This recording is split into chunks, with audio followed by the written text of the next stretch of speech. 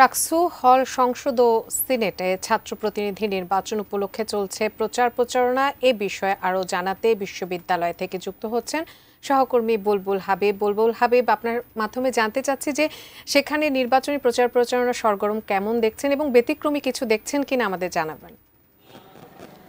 উজমা, আসলে ক্যাম্পাসে যেহেতু আজকে সরকারি ছুটি চলছে, ছুটির দিনে আসলে প্রার্থীরা খুব বেশি বাহিরে আসতে দেখিনি এবং ভোটারদের উপস্থিতিও কিন্তু ক্যাম্পাসে খুব উপস্থিতি কম ছিল। কিন্তু যেহেতু আজকে জুম্মাবার এবং রাজশাহী বিশ্ববিদ্যালয়ের সেন্ট্রাল মসজিদে কিন্তু আমরা দেখেছি যে কয়েক হাজার শিক্ষার্থীরা এখানে একসাথে নামাজ পড়ে এবং এখানে সব প্রার্থী যারা তারা কিন্তু এখানে উপস্থিত হয়েছে এবং সব ভোটারদের উপস্থিতিও কিন্তু ব্যাপকভাবে আমরা এখানে দেখতে পেয়েছি। এবং যেহেতু প্রার্থীরা প্রায় প্রত্যেকটা ভোটার যারা বের হচ্ছেন প্রত্যেকের হাতেই আসলে কোনো না কোনো লিফলেট, কোনো না কোনো প্রার্থীর লিফলেট সেটা কিন্তু দেখা গেছে এবং সেই লিফলেটগুলো আমরা দেখতে পেয়েছি এবং তারা কিন্তু একটা মোক্ষম সুযোগ পেয়েছে আসলে এই জুম্মাবার হওয়াতে, কারণ নির্বাচনের আগে এই শেষ জুম্মাবার এটা এবং ফলে এই একটা ব্যাপক প্রচার প্রচারণা করতে পেরেছে এবং আমরা দেখেছি যে প্রার্থী আসলে সেই সুযোগটাকে হাতছাড়া করেনি এবং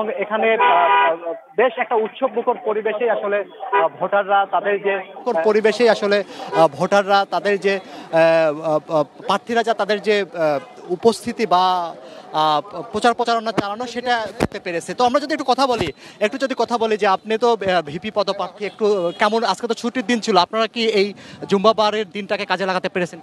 জি, আমরা আজকে যেহেতু প্রচার শুরু হয়েছে কয়েকদিন হচ্ছে, আমরা আজকে জড়েছি, আমরা শিক্ষার্থীদের সাথে ব্যাপক সাড়া পাচ্ছি। তাদের কাছে আমরা কথা বলছি, আমাদের অতীতের লড়াই সংগ্রামের ইতিহাস তুলে ধরছি।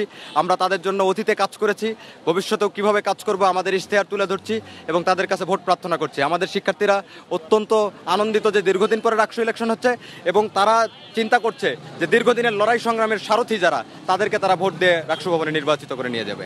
ধন্যবাদ। তো আসলে সেটাই আমরা দেখেছিলাম যে আসলে পুরো যেহেতু নামাজের ছিল এবং নামাজের পরে এই প্রচার প্রচারণাটা আসলে বলা যায় যে এখানে বিশেষ করে এই এলাকাতে খুবই জমজমাট হয়ে উঠেছে। তো উজমাই ছিল এখান থেকে যে নির্বাচনী প্রচার প্রচারণার খবর।